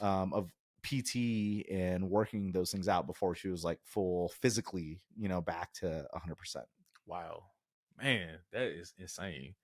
So now going back to the show that your YouTube channel. Yeah. So how often will you be posting new content? Yeah. So the goal that I'm trying to keep myself accountable for is once a week. We Once want a to do week. one video once a week, every Saturday or Sunday. I'm shooting for every Saturday. I want to do like a 12 o'clock, noon release every Saturday, which I think I'll be able to do on the road. I've been historically doing it every Sunday at noon because I use that Saturday to do editing and get it done. But, now that I'm getting more efficient at editing, as I do more and more, I'm able to get the editing done in, a fraction of the time than, it used to take me. Like, it's embarrassing how long it used to take me to edit. I would honestly say like 12 hours of editing at least. And now, we're getting down to a couple hours. So, I'm able to get things done and, much more structured in what I'm doing. So, every Saturday morning or Saturday at noon, I want to be posting, and that should be all fresh content. We're going to be basically documenting our experiences, and the channel itself is really geared around living full time on the road and working full time on the road. So digital nomads, we have a video coming out in a couple weeks that is around, essential work essentials while on the road. That's going to cover our internet, that's going to cover our computers, our desks, our keyboards, like all of those essential items that we use in day-to-day life. I have a video that I'm going to be putting out this weekend that's talking about specifically around connectivity. So I installed Starlink and different satellite things for the trailer. Little like DIY, come along as we install this. Why did we purchase these items? How do we use them? How have they been working? So we'll be doing, that. We'll be doing some reviews, gear reviews of different items, that we use, that we find essential. If we want to work with any brands that we believe in, there's some really cool brands out there I'd love to work with. Hey, Red Bull. No. Oh But man. and then also just, the experience, where we're at, because I think we are going to be going to a lot of cool spots. So this next trip, we're heading out to Virginia. We're going out there for the Overland Expo East. I've done a bunch of the expo videos on our channel so far. So as we're there, so we'll do a video about that. And then from there, it's going to be a little cold, but I want to go up to Toronto. I had a friend that just moved up there, so I'm going to go visit them. So I'll probably do a little, adventure travel vlog for Toronto. And, some of those different locations that we go, we're going to be doing some travel vlog type of videos. But, I want them to be informative as well. So I want to somehow incorporate some type of educational piece, or, maybe not even just education, but maybe a philosophy. Talk about my experience, why I'm here, why we're doing this. And that's where that segment, Roadside Ramblings, came from, is talking to people, getting their experience. And I don't want to talk to people that are living this life on the road. Like, we're starting to do it. There's people that have been living on the road for decades, which blows my mind. Mm-hmm. We've met a couple, um, Gordon and Angela. They do the Truck Camper magazine. So before, like, social media, YouTube, it was all about magazines and print. And they started this Truck Camper magazine like 15 years ago. They were the OG, truck campers, like living full time on the road. And we met them at Expo randomly, and they're huge. Like, they're this big name. I didn't even know this existed. We just got a truck camper. I have no exposure to this community, and we're sitting there and we're talking to them, and it's just like, man, we hit it off. And the stories and the tips and the tricks that they're telling us, I'm like, wow. Like, they just live this insane life, and I love it. And I want to meet those people. I want to talk to those people, interview those people. And that's where the Roadside Rambling segment's going to come from. So people that are doing what we're doing, or, maybe that are companies or brands in this community that make cool stuff that I believe in, let's interview them, talk to them, like, why did you start this business? And I want to know that, right? Because as an entrepreneur myself, I'm fascinated by other entrepreneurs. These people that make these companies, they're not huge companies, right? They're not, most of them aren't even publicly traded. They're private companies. They started someone's backyard or someone's garage, and they just had this passion for it. And I love talking to those people and hearing their reason, their why, their motivation, and how's it going? How did they make that successful? Because I would love to make my business successful. Absolutely, man. Well, you and your white man, you got it. You have the personality, you have the energy, you got it, man. Thank you. Seriously. Thank you. I'm looking forward to seeing your content, Yeah. like your newest content for Yeah, sure. I'm excited to make good original content. There for a while when I was first starting, and I'm still there. We're still like very early in the channel. I'm still trying to figure out, like, what is the channel going to be? Like, what is our brand, that we're putting out there? What is that primary thing? And we're growing and we're developing into it. You see some of our early videos, you could tell it's very scripted, very unnatural, if you will. Yeah, yeah. But like, we're just getting used to being in front of the camera, and now we're getting more comfortable being in front of the camera and being more natural. So, I want to be genuine. I want to be authentic. I think that is You got it, man. that is key for me, because I feel like, one, when I wasn't comfortable in front of the camera, wasn't my authentic self. I just wasn't comfortable. But then also, as I meet people and I talk to people, I really want to bring my authentic self, my experience, who I am. I don't want to fake it. I don't want to just do it for likes or anything like that. I want to be myself. I want to be genuine. I want to be authentic. And so far I've done that in my interactions with other people. Like, they bring their authentic self to the table too, because I think we could tell, right? If someone's not being authentic with you, or someone's being It's obvious, man. like holding back, like it's so obvious. And then Yeah. you get like that too, right? Because, oh well, if you're not, then I'm not gonna be authentic. Yeah, right, Like, right. it goes both ways. And so I do think I have that personality where I can put myself out there and I don't care what other people think. It gets back to that headspace, where I can just throw myself out there, be ridiculous, and that's fine, but it makes people laugh, or it brings people in, it makes them comfortable, it makes them more open up. And I've noticed that, I've realized that, and I'm trying to leverage that in the interviews and the conversations and the discussions that we're having, so that we can share something that is genuine that other people find value in too. Well, that's why you're gonna stand out, man. I hope so. You're gonna be I you're hope gonna, you're so. gonna, you're gonna be very successful. I can see that. I really envision it for real, man. I'm really proud of you. Seriously, Thank you. You took a leap out on faith, and look at you, man. It may not be like super successful, but it is. It's coming up. Yeah, I mean, I think I'm going to try to keep it as much as, keep the passion in it as much as possible. Absolutely. I have the day job, we have the side business, and then we have the YouTube channel. Right. Right. And the YouTube channel is like really that passion project. And I really, I don't want it to become work. I mean, don't get me wrong, guys, like, listening to this, it's a lot of work, editing, thinking of stories. Like, there's hours and hours, spent before we even pick up a camera thinking about the show. I enjoy that though, right? Like, that's fun. I'm growing, I'm getting better, and that time's cutting down, the better I get. But at the same time, I don't want it to be like, oh, I have to do this. I gotta pay the bills by doing this, type thing. Yeah, it'd be great if it could be profitable, if it could be successful and blow up.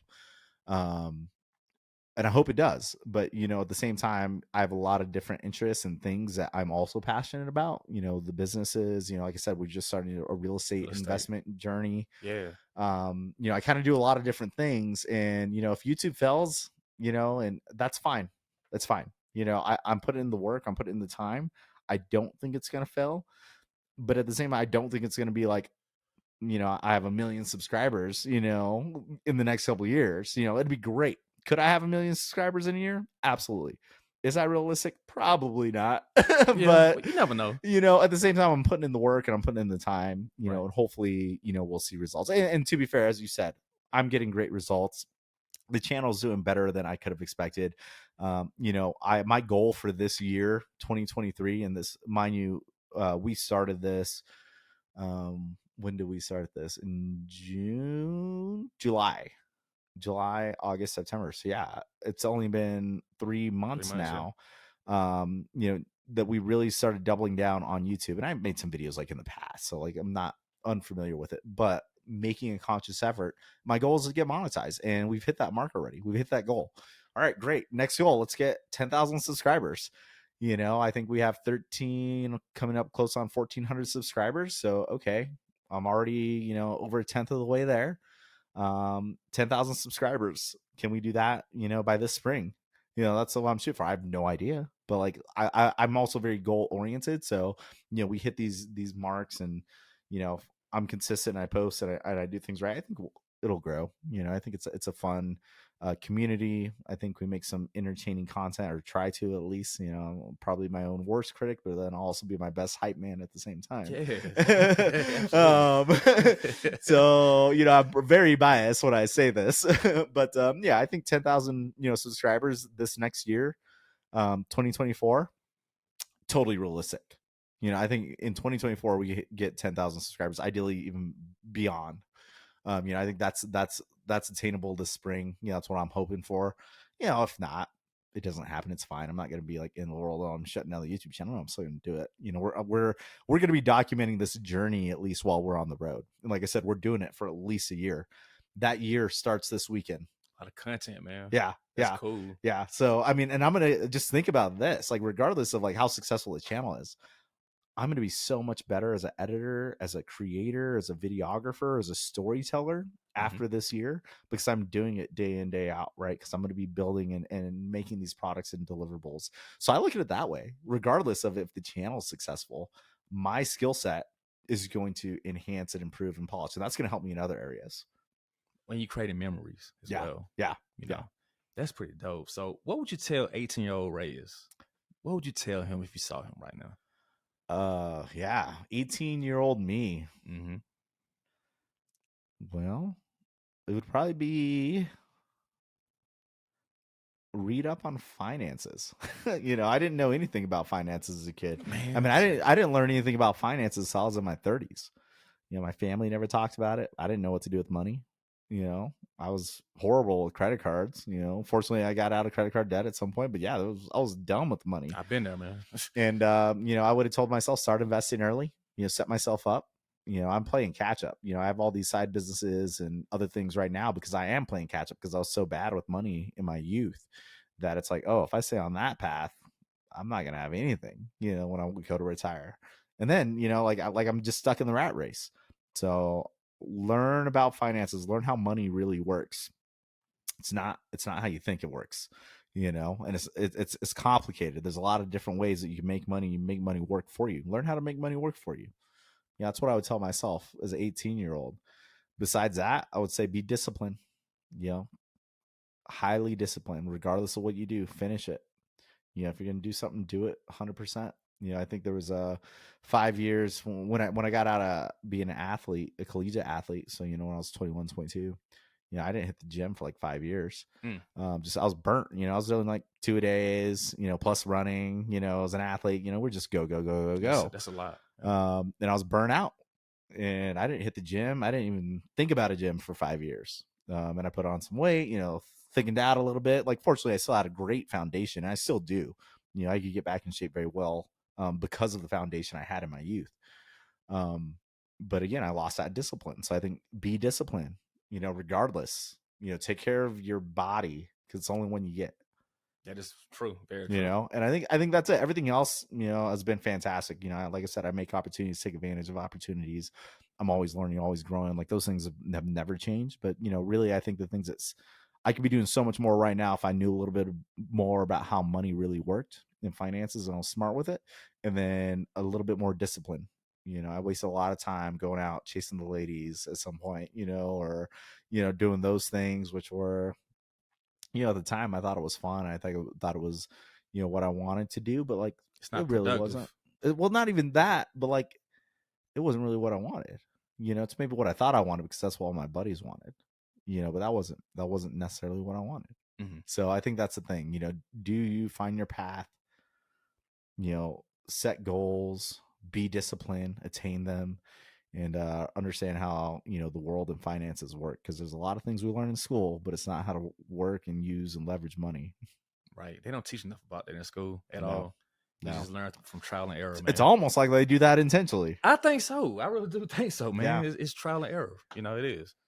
Jeez. So, what is your YouTube channel again? Your Instagram channel, your Facebook, all that? Yep. So you can find me on Exploring Still Connected, all one word, on YouTube and Instagram. Same thing on TikTok. Not posting a lot there yet, but we will. Hopefully, starting here in the next month.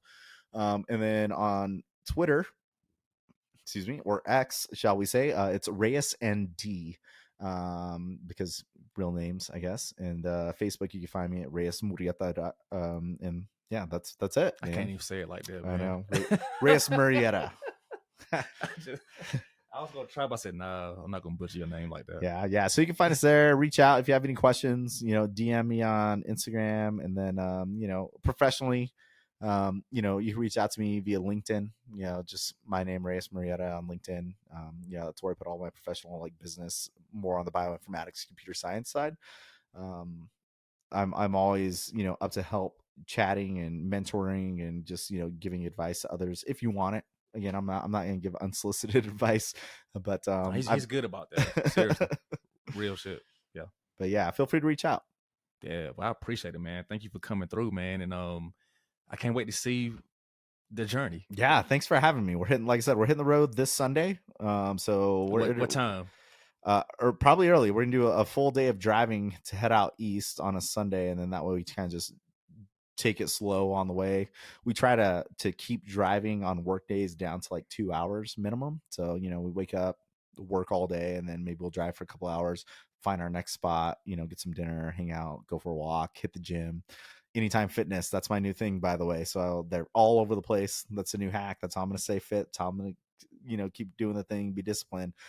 We got an Anytime Fitness membership, so we'll be hitting anytime, probably destinations where we can find some Anytime Fitnesses. Nice, nice. But well, stay on top of it, man. Yeah. Health is wealth. Yep. Absolutely. You got one body. You got to take care of it. Got to, man. Especially as we age, Yeah. So Yeah. gotta, You keep saying that. I It's know. all in the head. We It's all gotta in the head. maintain, man. But I appreciate you for coming through, man. Yeah. Really. Thank you for having me. Absolutely. Seriously, I've been a huge fan of the podcast. Well, thanks. Obviously, very supportive. Seeing you grow and come into this. You always make some amazing content, and you are a creative. I feel like I got to work to be a creative myself, but now I would consider myself one. But I've always seen you as one. From the music and everything. Well, I appreciate it, man. I do. And I've been a huge fan of this, so thank you for having me on. I'm glad we can make this work out. And then, like I said, we're heading out in 3 days, so we'll be back in November and later in December. Let's catch up. Dope. Okay, sounds good. Absolutely, man. Well, I appreciate you for coming through, man. And we gotta do this again. Absolutely. Thank you, sir. Absolutely, man. Appreciate it. All right. Stay tuned in for the next episode. Let's Talk with Patrick podcast. Oh, any shout outs or no? Honestly, shout out to my wife Deidre. Deidre, what's up? She is allowing me to be here right now, and she's supporting me in all the crazy adventures and ideas that I have. And then I also want to give a big shout out to my buddy Christian Ohala. He's one of my business partners. I do a lot of work with on the drone industry world. Also creative. Also just started a podcast. Check him out. Christian Ohala, Avionics Studio. He's one of my boys. Great content. Is it on Spotify, YouTube? Right now it's on his website, so avionicsstudio.com. And then he is also on Instagram, Facebook, LinkedIn, whatever, under that same name. But great drone content. He's the one that got me into Red Bull. He's the one that got me working with Score International down in Baja. And I'll be collaborating with him a lot in the future as well. Nice. That's dope, man. Well, I wish you well on your journey, man. Yeah. I appreciate you for coming through, man. For sure. All right. Thank you. Cool, man. Thanks for tuning in to Let's Talk Patrick podcast. Peace.